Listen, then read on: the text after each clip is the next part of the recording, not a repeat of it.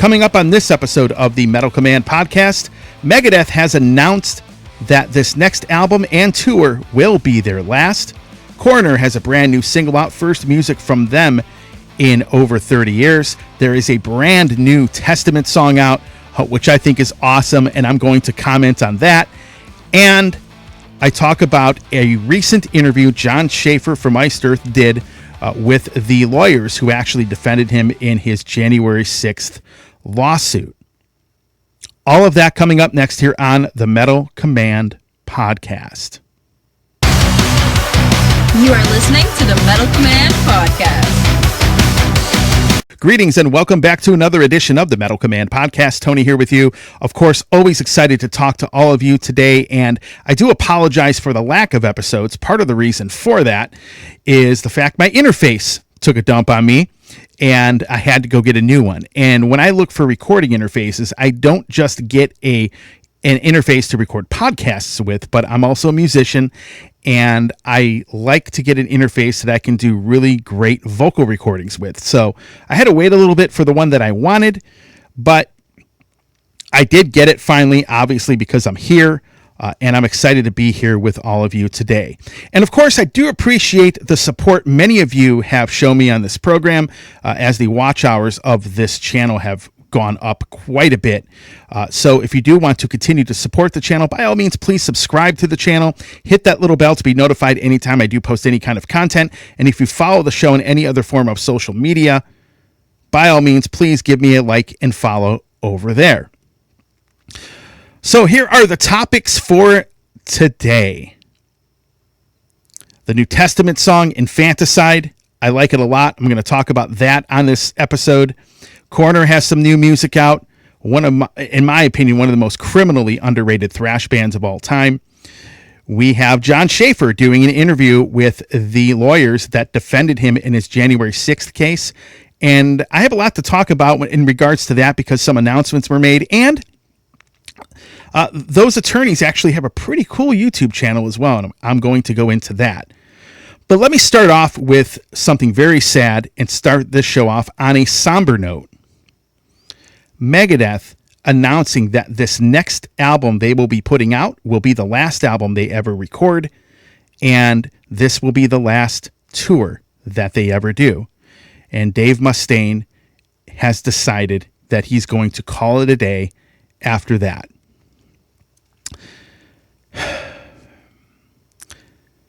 Folks,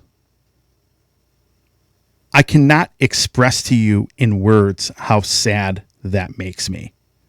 Megadeth, for me, as a music fan, the music that Dave Mustaine created has a lot of meaning, not only to me personally, but Dave is an innovator in the heavy metal scene.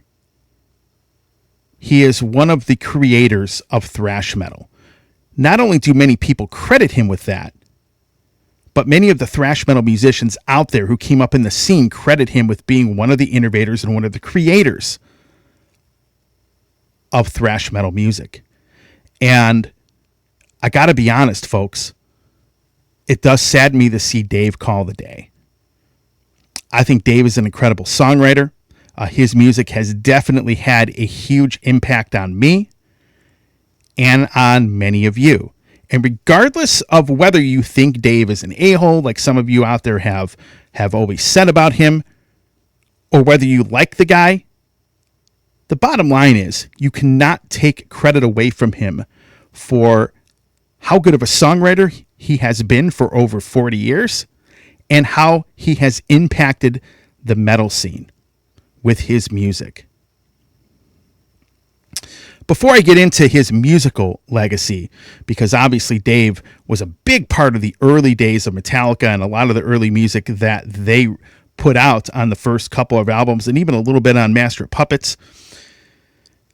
And before I get into the accomplishments with Megadeth, let me give you my own personal story of how I ended up getting into Megadeth and the impact they have had on me. And I'm curious, folks, leave in the comments. I'm curious if you are a Megadeth fan or a fan of Dave Mustaine. By all means, I would love to hear your thoughts on this in the comments. I'd love to hear what your favorite Megadeth album is, and I would love to hear how you ended up getting into them.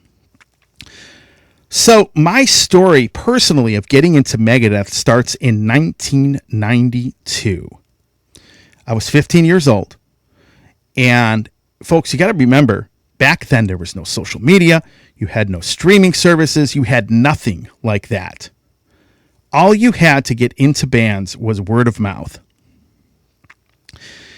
And I had heard of Megadeth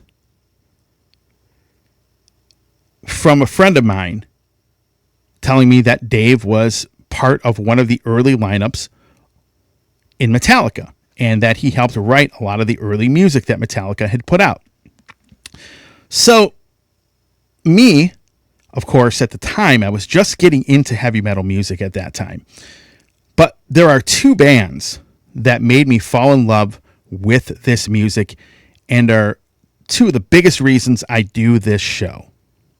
Megadeth and Iron Maiden. Both of those bands, for me, really are what made me fall in love with this music and made me explore it even more than I had at the time.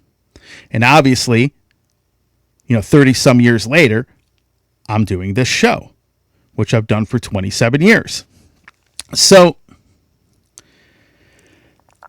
as a 15-year-old with not a lot of money, I wanted to go out and find, some of these albums by Megadeth. So Countdown to Extinction at the time had come out. I found a used copy of it for $7 at a music store, and I found a brand new copy of Rust in Peace for it was like $8 or $9, something like that. So I bought both of those CDs. And Megadeth, for me, as far as a band is concerned and as far as the music is concerned, there's a lot of firsts for me as a heavy metal fan with Megadeth. Now, what do I mean by that? Megadeth was the first band that I ever went out and said, this is my favorite band. The first ever poster I had on my wall of any metal musician was a poster of Dave Mustaine. The first heavy metal t-shirt I ever bought was a Megadeth shirt. It was Symphony of Destruction. I remember because it said Symphony of Destruction on the back. And then, of course, it had Vic Rattlehead on the front. One of the first shows I ever went to was a Megadeth show. I believe Pantera opened up for them. I was really young when I went to this. The first ever album I ever went to a music store and pre-ordered was Euthanasia. And I remember that because it came with a special exclusive t-shirt. And if you pre-ordered it, you got, I think it was 3 floppy disks of a program I could install on my computer. They had like 30-second previews of a few of the songs. It was like the precursor to the enhanced CDs with the video. But I remember pre-ordering that album, and actually it came out on Halloween. That's actually when I picked up the pre-order for Euthanasia. But there were so many firsts for me as a heavy metal fan when it came to Megadeth. And they were actually the first band, too, that I actually went back and collected all of their albums, the entire discography. Now, granted, when Euthanasia had come out and Countdown to Extinction had come out, they didn't have a ton of records out like they do now. But I remember going out and getting So Far, So Good, So What. I remember going out and getting Peace Sells. And then I had to really look hard, but I found a CD copy of Killing Is My Business. So finding, they just had a lot of firsts for me as a heavy metal fan. And they are probably my favorite Big Four band. When you talk about the Megadeth, Anthrax, Slayer, and Metallica, Megadeth is probably my favorite of those group of bands. Anthrax probably would be second on that list, but Megadeth is definitely my favorite. Aside from maybe a couple albums like Risk and Super Collider, I, for the most part, have liked their albums. Even that MD45 project Dave Mustaine did, on the side back in the mid-90s, I was actually digging that. I know he has the other version where he re-recorded his vocals on there because he couldn't find Lee Ving's vocals, when he went to put that album out again or reissue it. But generally speaking, folks, Megadeth has had a huge impact on my life. The music has totally totally been a big part of my life for the last 30 plus years. And let's be honest, folks, the early stuff Dave Mustaine did with Metallica, songs like Jump in the Fire, for example, songs like Phantom Lord, a lot of the early Metallica songs, Ride the Lightning, songs that he co-wrote back in those old days, those had a big impact on me as well, because Kill 'Em All and Ride the Lightning were two of the very first, if not the first, heavy metal albums that I ever ended up getting. And that's what ended up getting me into this music. So very clearly, Dave Mustaine has had his impact on me, and he's had that same impact on thousands of other people. Somebody made a comment on the Facebook page when I posted about Megadeth. They said that Megadeth had a great album in 5 separate decades. I think he named Rust in Peace. I'd like to say he named Countdown to Extinction, obviously being in the 90s. He named System Has Failed. I think he named Dystopia. And then obviously The Sick, the Dying, and the Dead was an album he loved. I thought that was an interesting comment because this band has been around a long time. Now, folks, one of the things that for me is probably the most disappointing of Dave's career is the fact that so many journalists and so many people have constantly focused on his early years in Metallica. It's like if you go and watch an interview with Dave Mustaine, journalists keep bringing up the same 10 to 12 questions that we all know the answers to constantly. And they constantly want to focus on that short part of his career. And that's always disappointing because there's so much of his story that still, in my opinion, needs to be talked about more. And it's the story with Megadeth, the band itself, the music itself. There's so many records, there's so many great songs and albums Dave has done. It just always disappoints me when I see people just completely focusing on Metallica, because a lot of people are like, oh, Dave can't stop talking about Metallica. Well, a lot of people, a lot of these journalists keep asking him about it. And he's going to answer the question if you ask him. But I just think sometimes his career, the 40 plus years he's had Megadeth around, really just making incredible music, it gets overlooked by the short time he was in Metallica, because so many people just keep focusing on that. Now, as far as Dave's legacy is concerned, folks, again, I just talked about it. He had a big impact on Metallica in the early days and helped write a lot of the early music that really put them on the map. The man has carved out a 40-plus year career in Megadeth and has put out some of the most influential albums in the history of heavy metal music. Albums like Rust in Peace, Peace Sells But Who's Buying.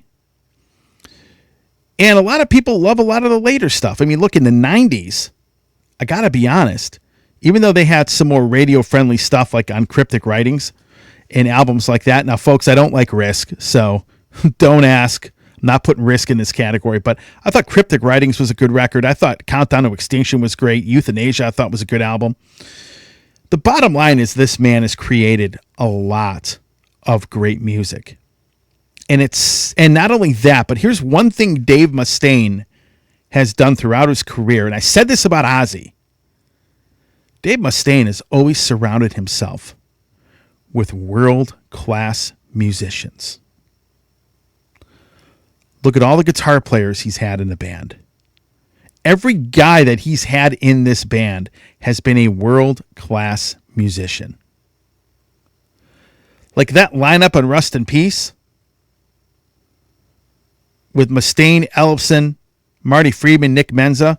You know, that lineup, which pretty much went through most of the 90s, those guys were incredible musicians.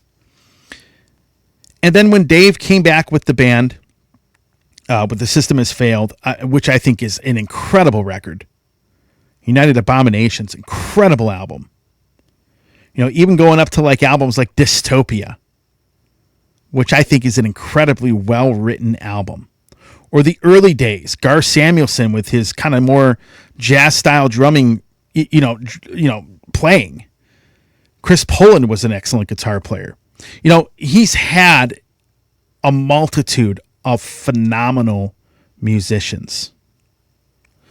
Even the current lineup, folks. Tammy Montessori is a phenomenal guitar player. He just has really, really great musicians that he has surrounded himself with. And you got to give him a lot of credit for finding the talent and bringing them into the band and keeping this band going. He built a brand for himself. Despite all of the hardships the guy endured. I mean, think about this for a minute. The guy gets sent home on a Greyhound bus by a band that basically became the biggest heavy metal band in the world, the Metallica. He bounces back, creates Megadeth. He has battle addiction, and he has won that battle. The man came back from an arm injury and I believe spent 17 months in rehab to hopefully play guitar again, which he did, and he came back with the System Has Failed album. And Megadeth, for the most part, maybe aside from one record, I think has been pretty consistently good since then. United Abominations is also an incredible record. It really, really is. But the bottom line is this. He has also persevered through a very tough music industry, playing a type of music that really isn't made for the mainstream, and he has influenced countless people.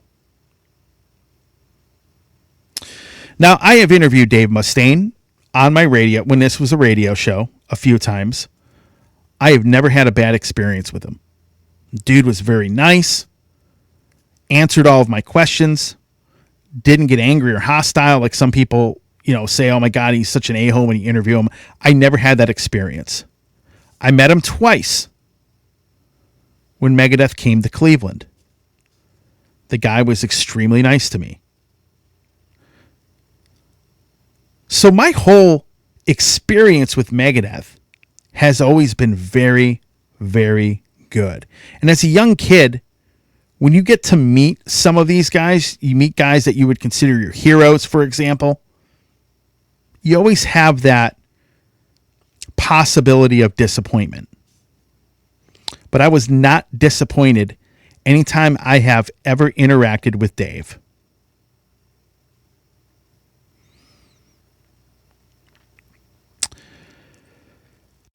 So that's how I look at it, folks. It's a sad day. I love Megadeth. I went out in my Firebird the other day and was driving through a bunch of country roads, and I brought all my old Megadeth CDs with me and listened to them.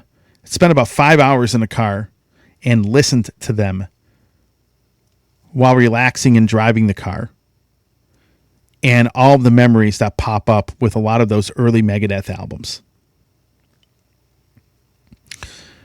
Just an incredible band. And folks, again, a lot of these legacy artists that have made a huge impact in creating this music, folks, this, again, I always say this, enjoy these people while they exist.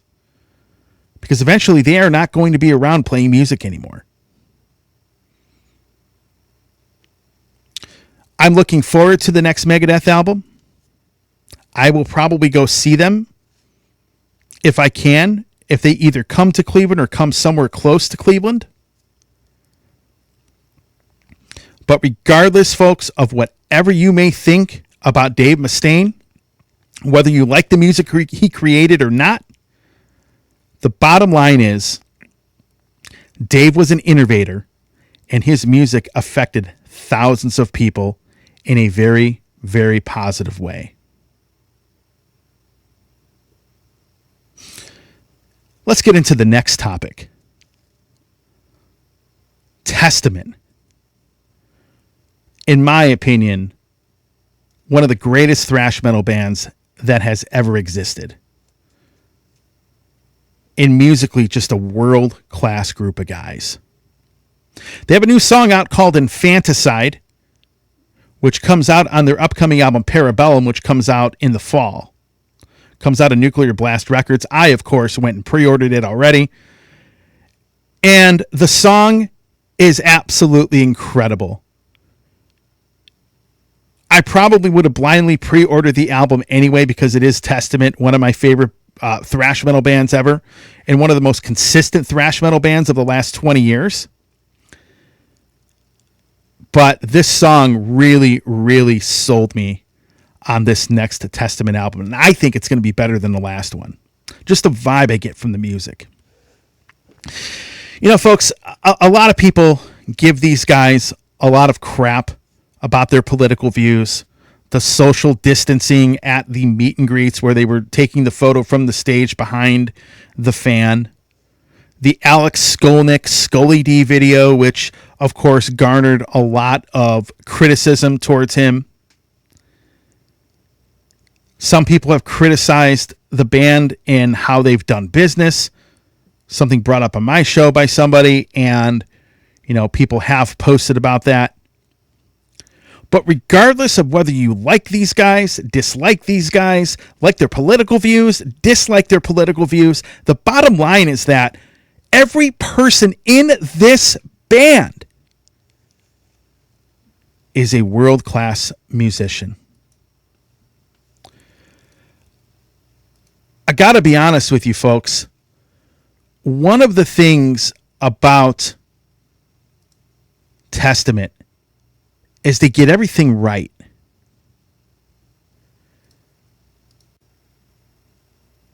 It's like everything they do just seems to turn to gold. The production is always good. The performances are always good. The songwriting is incredible on most of their records. When I hear this new song, Infanticide, Chuck Billy, his vocals, his vocal delivery, the choice of vocal melodies, they're on point, folks.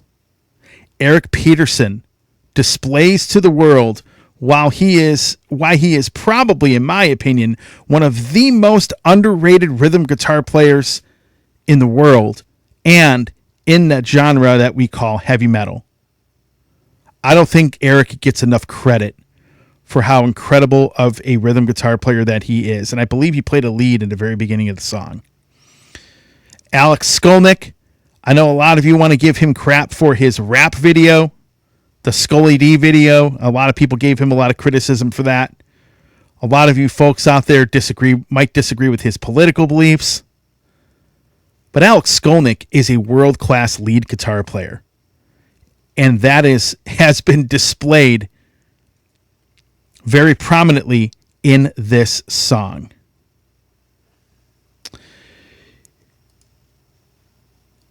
You have Steve DiGiorgio, again, world-class bass player.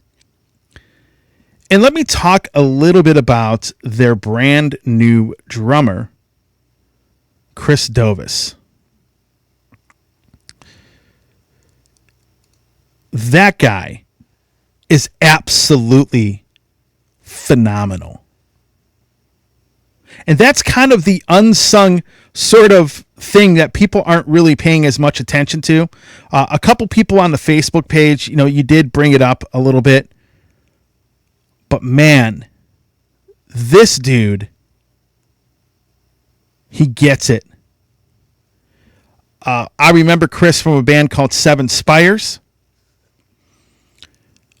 I was interested to hear when he was going to be in Testament. When I heard about it, honestly, I didn't even know he was in the band until I heard the single. But man, every single musician in this band is world class. And I've always said Testament has been a band that has been, really highly underrated.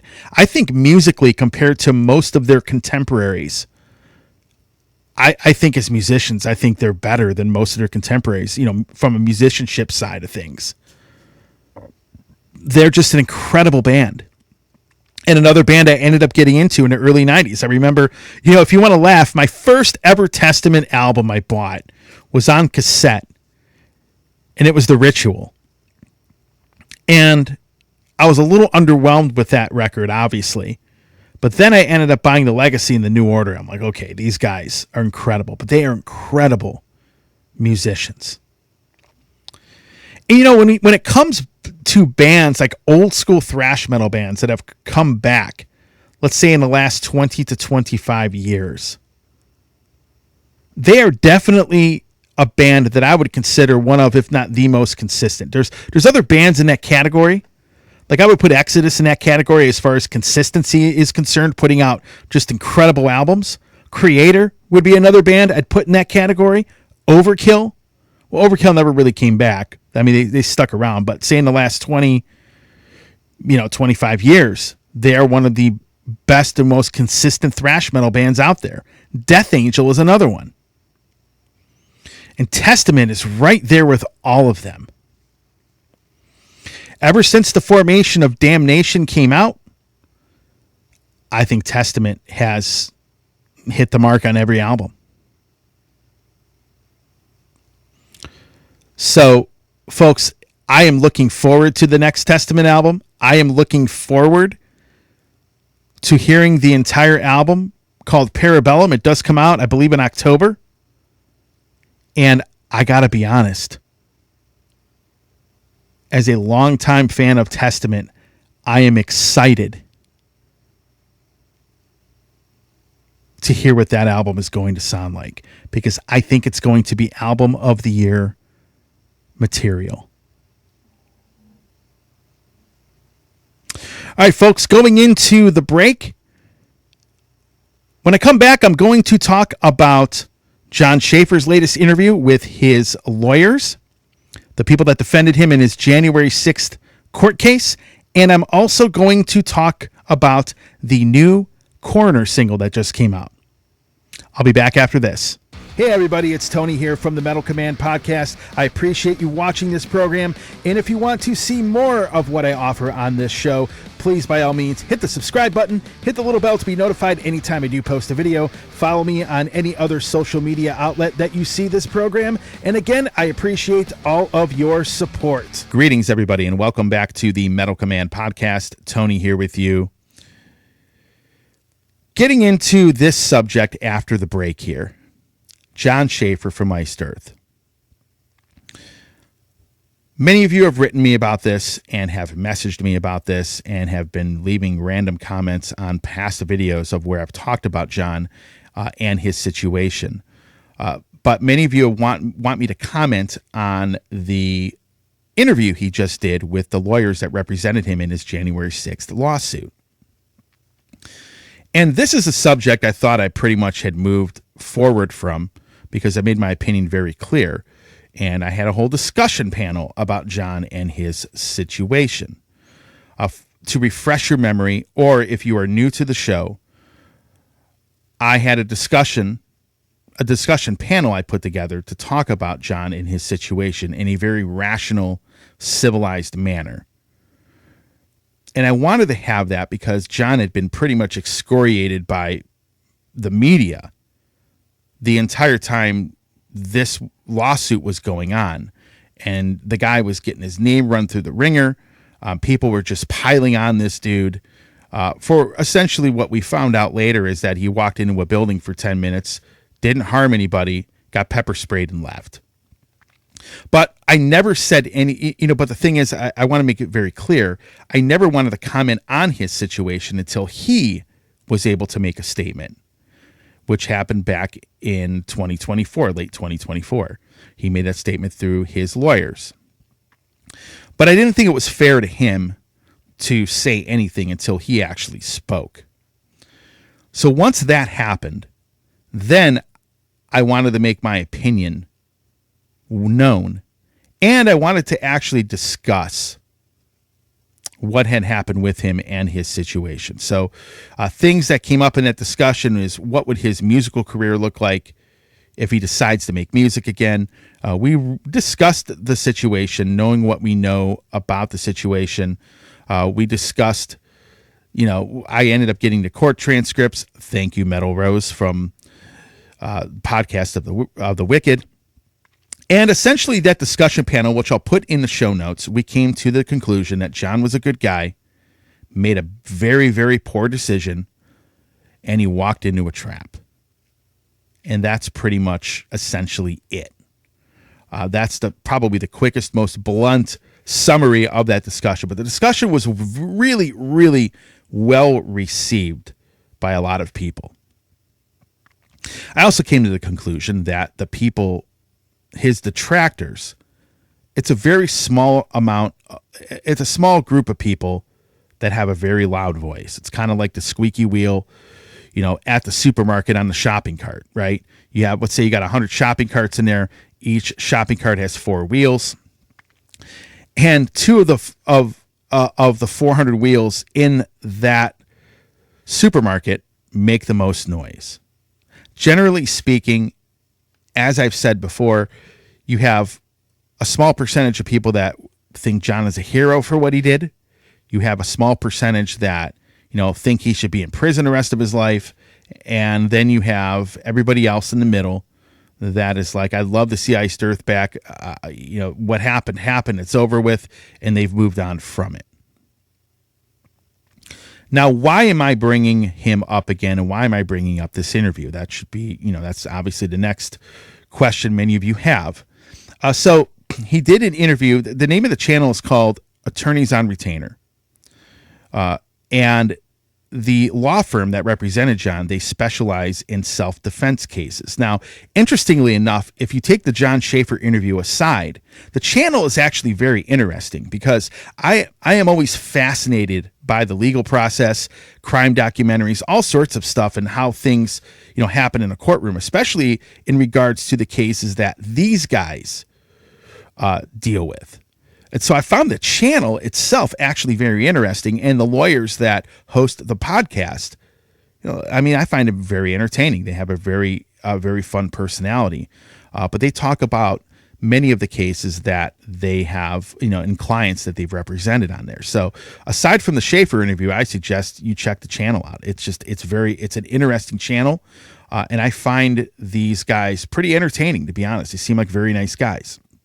Anyhow, getting back to the subject, John did this interview, and during a majority of this podcast, they do a step-by-step walkthrough of John's case.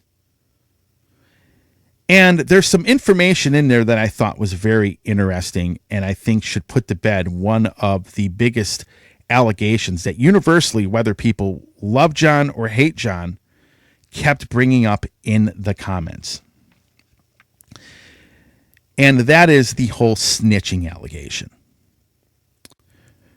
Many of you, whether you love John and his music or you dislike the guy for, going to the protest, almost universally, everybody kept bringing up, oh my God, John's a rat. He snitched on people. He sold people out. And my defense to that, or my rebuttal was, well, yeah, he probably had, probably was threatened with decades in prison. And, it's easy for people to sit back and be like the armchair quarterback and say, well, yeah, he's a snitch and he's a sellout, but I guarantee you 99.9% of the people making that comment would also probably sell people out if they were faced with either 60 years in prison or, some probation. But we really didn't know the whole aspect of that because John alluded to the fact he didn't really know anything in the previous 2 interviews that he did. But people were still making the comment. Well, now, folks, we have clarification of what really happened with that. Folks, I want you to listen to this clip from the podcast, from the interview John just did. I want you to listen to this because the attorneys go into that whole, the whole plea deal of how they came to the plea deal and what they used as leverage for that. And this should put the snitching allegation to rest. Check out this clip. Another interesting thing that happened in this case, which is because you were wearing that hat that said lifetime member of the Oath Keepers, the prosecutors assumed that you knew something that you didn't know. I guess in their mind, they kind of cooked up, oh, this guy must be one of the master planners of this whole thing. When in fact it was a piece of merch that you got basically for signing up with them. Exactly. Yeah. I mean, I would have still been in trouble if I had a different hat on, but it would have been different. That was the wrong hat to be wearing that day. And you know what, dude? I brought 3 with me in my suitcase, and I just grabbed that one. One was like Devil's Tower, Wyoming, when we went there. Whatever. It was just, I just grabbed that one. Isn't that interesting how much the wardrobe choice can make it's difference? Crazy. But actually turns out to be a good choice, right? Because they believed that you were more involved, and this gave us some leverage, right? So we went to the prosecutor. You want to talk about how that developed? Yeah, and we kind of, admittedly might have teased that a little bit. Maybe puffed it a little bit. Yeah, puffed it up a little bit. Yeah, our guy might be willing to talk to you about what he knows, but, we want certain guarantees. And, right. we need something in return and everything like that. And we were able to arrange this cooperation agreement where we brought in a couple of agents and some of the prosecutors. And, John's required to tell the truth in such a meeting. Of course, by that time, we've already kind of secured what we wanted to get out of it. And so John did just that during the cooperation. He told the truth, which is basically, I don't know anything about this organization, guys. I have a hat. I got some merchandise, and that's about all that I can contribute. Yep. But interestingly, and this turned out to be a really good piece of leverage for us as well, even though you didn't have any valuable information for the government about that, because that was kept secret and kept under wraps and kept as something that we couldn't talk about for years while all these other prosecutions were going on, there was a value to the government in having all the other members of the Oath Keepers think that you gave some sort of insider information. So we were actually able to, how we structured it, we were able to benefit from the fact that you participated in it, even though you weren't able to give anything valuable. It's a little bit of inside baseball, right? Because you're thinking if you don't do this stuff for a living, you think, how does this stuff work? This is how it works, right? You essentially do this secret protected free talk that essentially says, I don't really know anything. They then seal it, and then they say, hey, John Schaffer is going to go out and take a plea, and he's going to talk about everything he knows, and they use that leverage to try to get other people to take a plea. From our point of view, this was very important to the judge on sentencing day. John Schaffer is going to be the very first guy in this entire prosecution to plead and own up and be a man and go into court and say, here's what I did, Judge, I'm going to plead guilty. And that was really very significant for the judge on sentencing day. And I think that, look, had we known there was going to be a pardon at the end of this, that, might have affected what we did here. But we didn't know there was going to be a pardon. And, our attitude as defense attorneys is we're getting our guy out. One way or another, we're going to get our guy. That's who we represent. We're getting our guy out, whatever it takes. And it's, it can... Making the sausage in a criminal defense case behind the scenes sometimes gets a little bit ugly back there. Then here was my favorite part legally of everything that happened leading up to the sentence. The Federal Court of Appeals started reviewing the charges that the prosecutors were bringing against January 6th co-defendants and found that they had exceeded their authority in some of these charges. Okay. So now you heard from John's lawyers and John himself how they came to the plea deal and that the snitching allegation is BS. So essentially, and again, folks, you have to remember that anytime you go into a courtroom, it's a very adversarial process. The lawyers want to win their case and they have to argue for their side. And the goal of these lawyers was to keep John out of the stockade, keep him out of the cage, right? And so what they did is they didn't tell the government or the prosecutors what he knew or what he didn't know. The lawyers let them think about that and stew on that and wonder, okay, what does this guy know? What does he not know? Now, obviously, John just went on a website and ended up getting some merchandise and happened to wear that Oath Keepers hat. But the government and the prosecutors, they didn't know what he knew or what he didn't know. So the lawyers said, look, if you want to know what he knows, essentially what that clip says you have to make a deal with us, which is very, very common, and when people practice law, or, when you go to criminal court. So they used that as leverage. They wouldn't tell anybody. And it's funny when he says that we kind of let it out there that he might know something, because they needed leverage to get what they wanted and needed for their client, which is let him out of jail, maybe get a reduced sentence.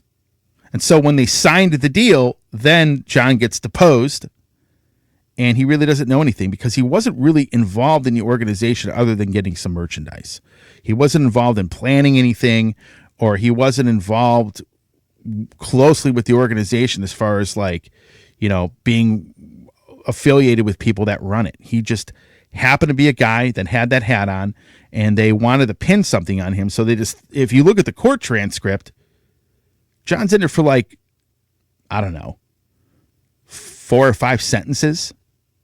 And they lumped him in with these people where they have pages of stuff that they are being charged with, and what they did. So essentially, they kind of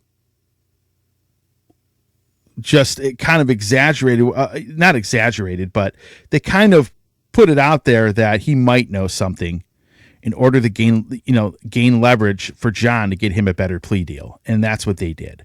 So he really didn't know anything. He wasn't involved as far as running the Oath Keepers organization at all.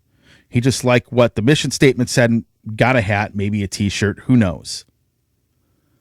But that is the extent of it. So there really was no snitching. He didn't rat anybody out. He didn't snitch on anybody. And again, John is a blurb in that lawsuit compared to other people that were there that have this whole paragraphs of things that they did or allegedly did. And that is really the extent of it, folks. So I think we could put the whole snitching allegation to rest. Now, I know some of you out there are going to be like, oh, I don't care. He probably did say something and we don't know. You're going to think what you want to think. It is what it is. But the guy really, honestly, truthfully, probably, he didn't know anything. I mean, that's what it is. So there you go, folks. That's the one aspect I wanted to touch on. It's the one comment many of you kept making and kept writing me about. But John didn't rat anybody out. I mean, they just kind of gave the impression that he might know something to get a better plea deal. Brilliant strategy by by the attorneys that represented him, by the way, because not everybody that was involved with that ended up being as lucky as John and being represented in the way that he was. One other aspect before I get into the next subject here, I think in that interview they talked about a possible Sons of Liberty reissue. I believe that's what I heard a blurb of. Folks, I think I would, well, not just Sons of Liberty. I'd love to see more Iced Earth reissues. That back catalog is very, very good. I'd love to see some vinyl variant reissues again.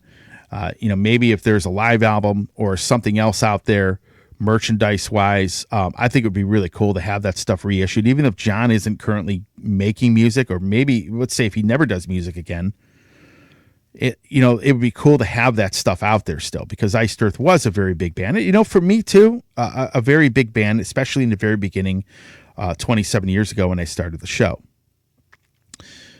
So I'd love to see more of that. But the Sons of Liberty reissue, I think, really is something that needs to happen. And I say that because when that album came out many years ago, the subject matter that John was singing and writing about, these were subjects that people just didn't talk about or didn't know anything about. And the impact of it was, you have a few people that realize and have woken up to what really goes on in the world. But generally speaking, most of what he was writing about on that album, most people were just unaware of a lot of that stuff. I think in the last 4 years now, a lot of those subjects John sings about and talks about are things that are openly being discussed because now we are in the age of podcasts, right? We're in the age of the alternative media. The trust in mainstream media by everybody has been going down over the last 4, 5, 6 years. It's dropped dramatically. And that's not just, when I say mainstream, I'm talking like CNN, Fox, those kind of outlets. The trust in those outlets has plummeted. It really has. And now you have alternative media who are talking about a lot of the very same things John was writing and singing about back in, 2010, 2011, back, years ago now. Interestingly enough, some of the material that Dave Mustaine put out with Megadeth talked about a lot of these same sort of subjects. And back then, people just really weren't aware of it. People weren't talking about it. But now, many of these topics are being openly discussed. You have Badlands Media. You have Valuetainment. I've seen people bring it up on, Patrick Bet-David's podcast, before. Tucker Carlson touches on some of it now. Pretty big name, obviously. So you have a lot of these media outlets that are openly discussing a lot of this. Chris Williamson. There's just tons of podcasts out there that are just Chris Paul from, his show, Devolution, the Devolution Power Hour. So you have a lot of these podcasts openly discussing this stuff. And I feel now that the Sons of Liberty album and EP would really have a much bigger impact now reissuing it and putting that out there now than it did back when it came out, because now more and more people are becoming aware of a lot of these things. If you ever go to John Schaffer's first interview he did, since the whole incident happened, it was with, I believe, a member of his church. There are a list of books in the show notes. Now, I've read about 95% of the books that are in there. There are things that I've read that aren't in there that people should read. But there's a list of subject matter there that's really eye-opening if you go and listen, if you go and read it. Some of those books listed in there, I've bought a few of them. I haven't ended up getting to them, but there were a couple in there that it had been recommended to me as well in the past elsewhere. I had not really ended up getting around to reading them, but now I have been doing that. And that is, of course, stuff you should really explore. It doesn't matter what your political views are. It doesn't matter if you're right-winger, left-winger, centrist, whatever. If you have an open mind, check that stuff out. And that's really what it's about. So I think that album needs a reissue. I'd love to have it on vinyl. I would love to have like a CD remastered reissue of it. Maybe songs that John never put out. Maybe there is something in the archives that he may or may not have done. Maybe some bonus tracks if he has them sitting around. I think it would be really cool if he did that. And I think that album would have more of an impact now than when it was released. So I hope that does it. I hope we can now drop this subject again, because, again, I've moved forward from it. Iced Earth is a band that really had a tremendously positive impact on myself, especially when I was really young, 27 years ago, and this show started out. I had that interview with Matt Barlow where I talked to him about that. But I hope this is the last time we talk about it, unless down the road John or something comes on my show. Maybe, who knows if that happens, if it happened just by chance, or, if I, talk to another member or former member of Iced Earth. But for the most part, it's a subject that I've moved forward from. But I did want to bring up that aspect about the quote, snitching that many of you have brought up. And I think it needed to be brought to light that obviously he really didn't sell anybody out or rat anybody out, because he didn't know anything to begin with. Let's move on to the last subject of this episode, and that is the new Coroner song. Coroner is a band that for me is very highly revered by myself. I ended up getting into them. Well, first, they have a song called Renewal. It's off of an upcoming album called Dissonance Theory, which comes out in the fall. I love Coroner. It was a band I always knew about, and actually in the band Archetype, when I sang for them, the guitar player, Chris, was really, really into Coroner. Like, it was like one of his favorite bands. They had obviously been gone for a very, very long time, but that's how I ended up getting into them. And they have their first new song in over 30 years. So they've been playing live shows. They've been playing out for off and on for a while now, but now they have new material and a new album coming out. So they release a song. And when you are a band that's really, really good like they were, and I honestly, folks, I think Coroner was highly, highly underrated and underappreciated during the first run that they had in the, like late 80s and in the 80s and the early to mid 90s. I like the new song. And I'll put a link to it in the show notes. But I think it's great to see these guys back. Now, for me personally, the first time I actually ever heard Coroner was the video for Masked Jackal on Headbangers Ball when I was a kid.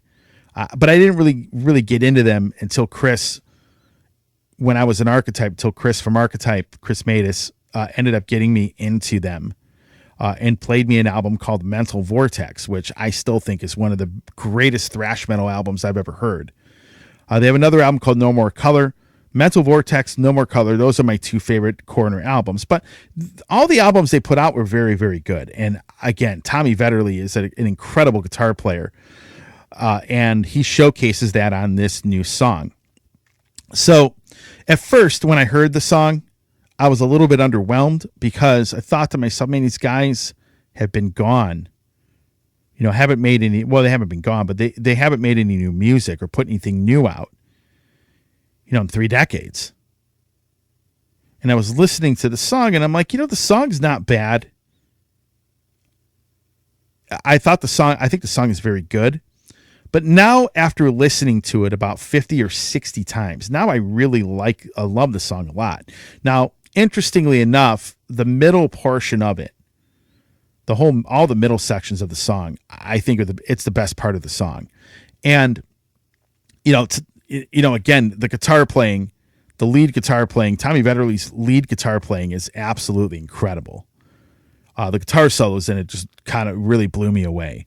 But I'd probably say the song has had positive reviews.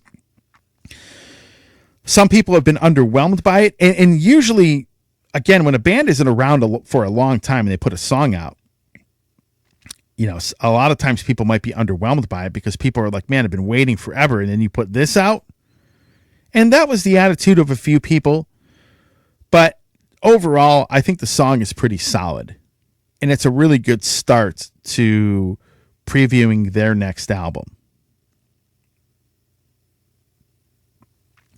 So, to be perfectly fair and honest, I really dig it. I think the song is good. I think it's a solid track.